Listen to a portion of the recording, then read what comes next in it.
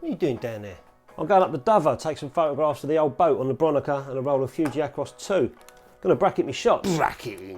What do you want to bracket your shots for? You need to make sure you get it right first time. That's what most good photographers do. They don't need to go bracketing. Well, yeah, I only want one composition. What else am I going to do? Run around taking photographs of stuff I don't want? Thought it might be a good idea just to bracket my shots, try out some different apertures, maybe some different orientations. Suit yourself. Nothing wrong with bracketing, I'll tell you.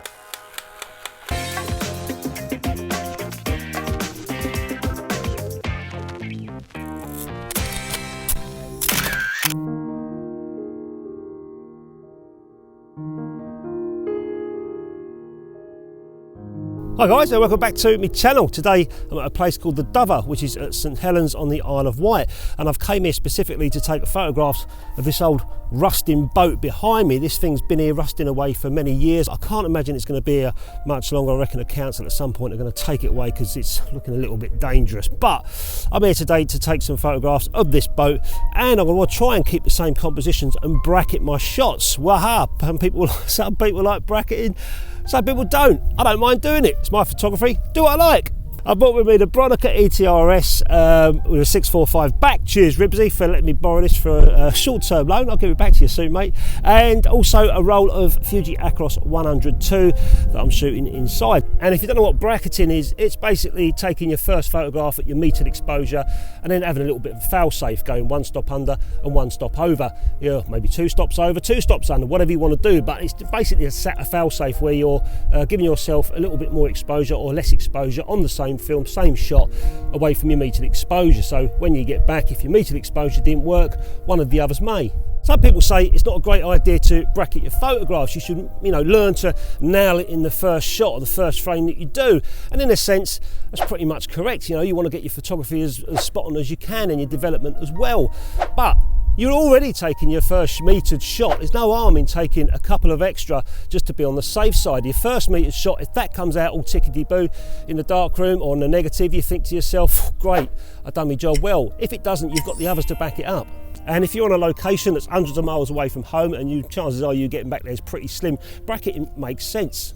So I've got 15 shots in the camera and I don't want to be running around here taking photographs of every Tom, Dick and Harry. I just want this boat, I just want that one composition, and that's what I've got in my mind. My first set I'm going to shoot at f11, my second set I'm then going to get a different depth of field. I'm going to shoot at 5.6, and then I'm going to do another set with an orange filter, and then after that I'll have a few more frames left for a different composition, get home, get in the darkroom, see what we've got.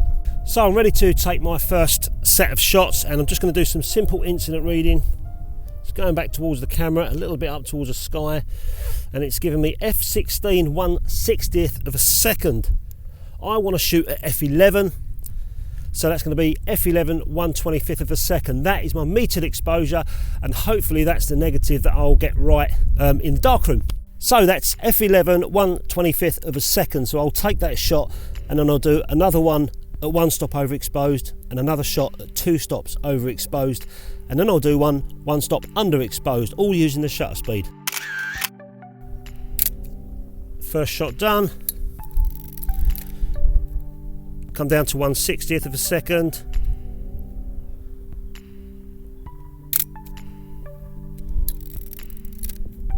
One 1/30th of a second, and then one more at 2/50th of a second.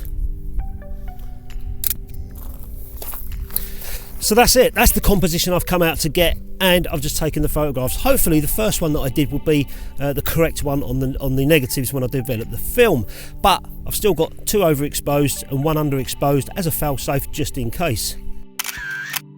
So that's my shots done at f11. I still want the same composition, but just to change things around, I'm going to open the aperture up to 5.6, so a more shallower depth of field, still focused on the boat.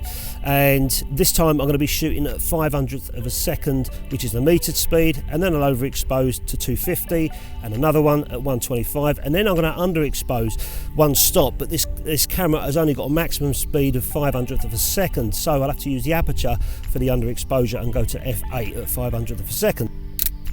So the metered, 250, one stop over, whoop,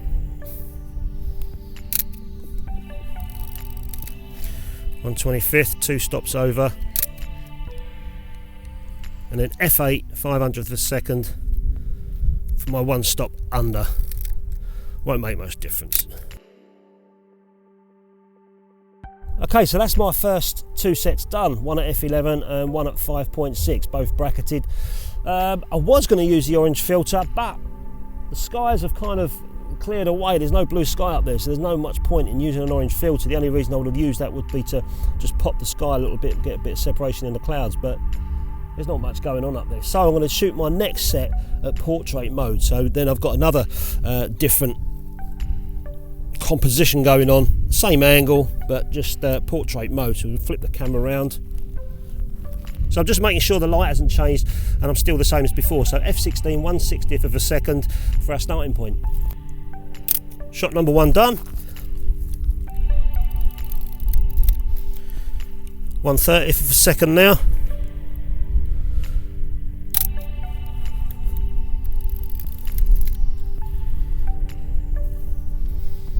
One 1/15th of a second. Now we'll do one more at 1/25th of a second, which is our one stop underexposed.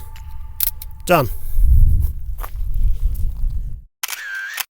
So that's now 3 sets that I've taken, one at f11, one at 5.6 and another set in portrait mode at f16. So I've got 3 shots left on this roll of film and I'm going to try and nail my exposures with those 3 shots with 3 different compositions. So this will be an interesting shot. I'm just behind these grass reeves here, looking at the boat, and I've gone to f2.8.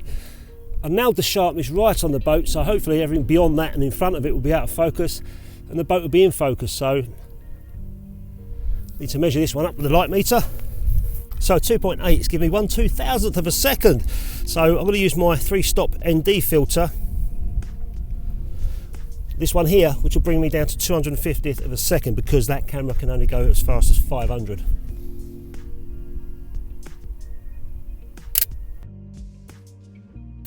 And because I like this composition so much, I've gone at f16, 1/60th of a second this time, so hopefully get everything in focus. 1/60th, the wind's blowing, might even blur these reeves in front of me a little bit of motion blur, see what happens.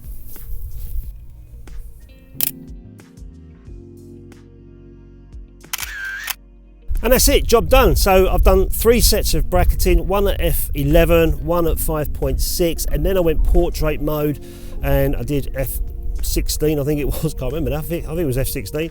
And the last 3 shots, I took one over there and 2 behind the reeves here. So let's get back and we'll see what the negatives look like. And hopefully I've nailed my metered compositions straight off. But if I haven't, I've still got the bracketed shots to fall back on because I can't come back here for another 50 years. So I said I'd show you the negatives. Here they are here, and they come out really nice. This is the first strip that I did at f11, and this is the second strip that I did at f5.6. Apart from the last one, like I said, I had to go to f8. So these were my metered exposures here, which look great as they are. And then I went 1 stop overexposed, 2 stops overexposed, and then 1 stop underexposed. So the only way really that I'm going to see which one's best to print is to make a proper contact sheet in my darkroom and go from there. So we'll do that now.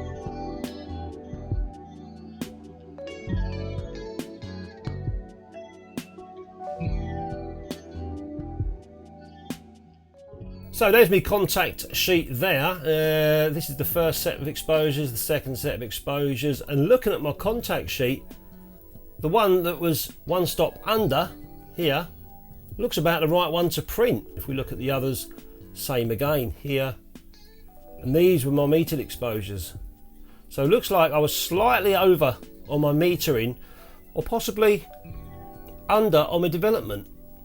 So I've decided to go ahead and print the underexposed negative from the portrait shoot. So that was the 3rd set. I'm going to put a 2.5 grade filter in my enlarger. You can see the enlarger's still higher. I did the test sheet or the contact sheet. Let's bring that down. And then make a test strip and hopefully make a print without any dodging and burning. 2.5 grade filter straight off. So I've just opened the aperture wide open so I can get a focus. Across tooth grain is so fine, you can barely see it. I think that's about right. You can see the negative being projected there. This is a 10 by 8 size print I'm making on 12 inches by 9.5 inch paper.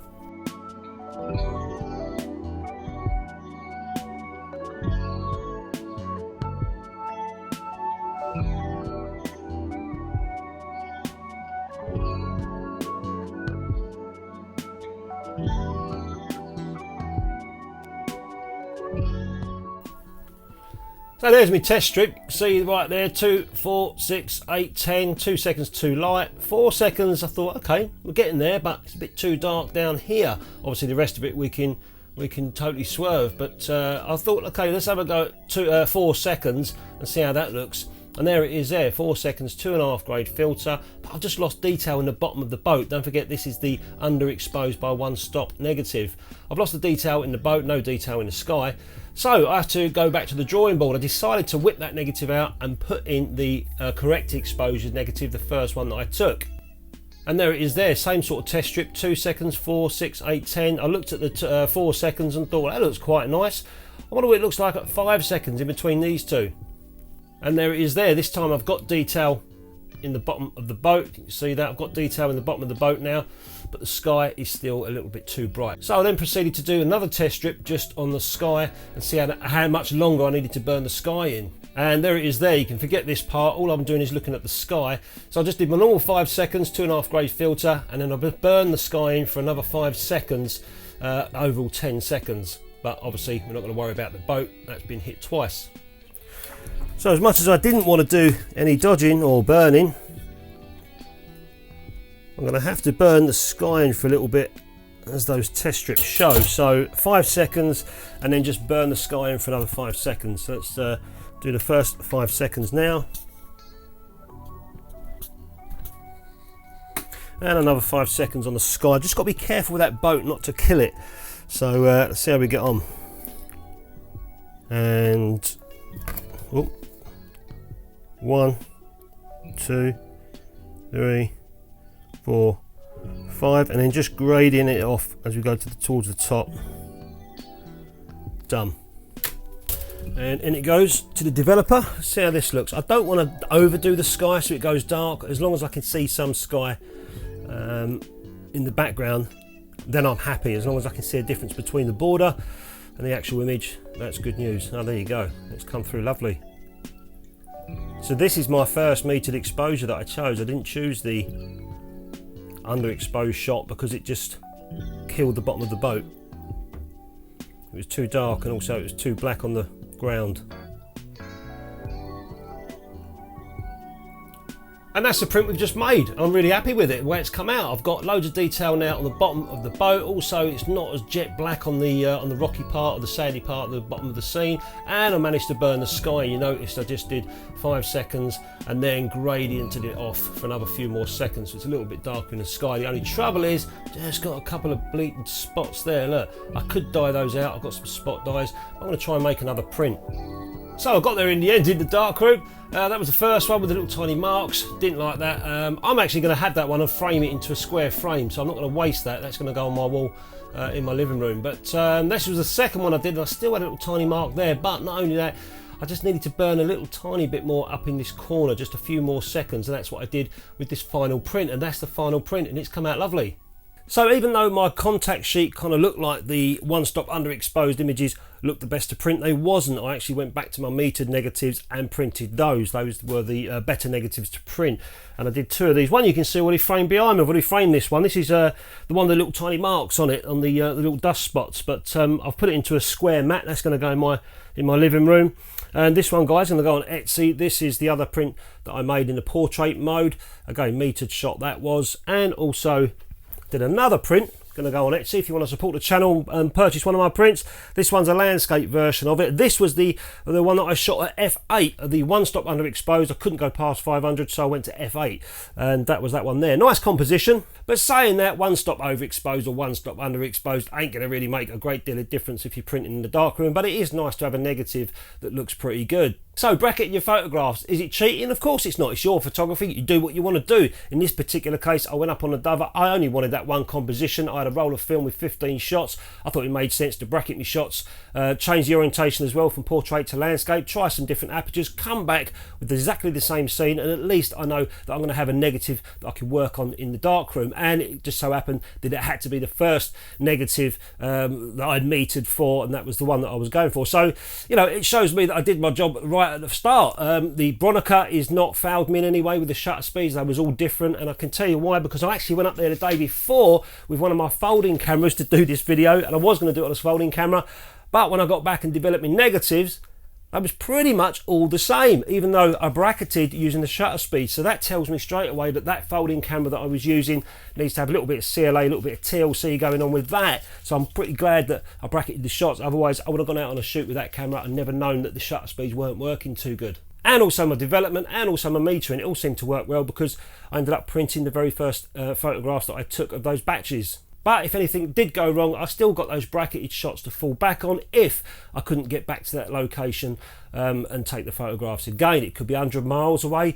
It might be raining for the next 6 weeks, but at least I've got those negatives there to come back in the darkroom and make some nice prints. So anyway, guys, thanks very much for watching. I hope you enjoyed the video, and don't forget, Sure Photography. Don't let anyone sway you that bracketing's cheating in any way. It's not. Go and enjoy yourselves. Catch you later.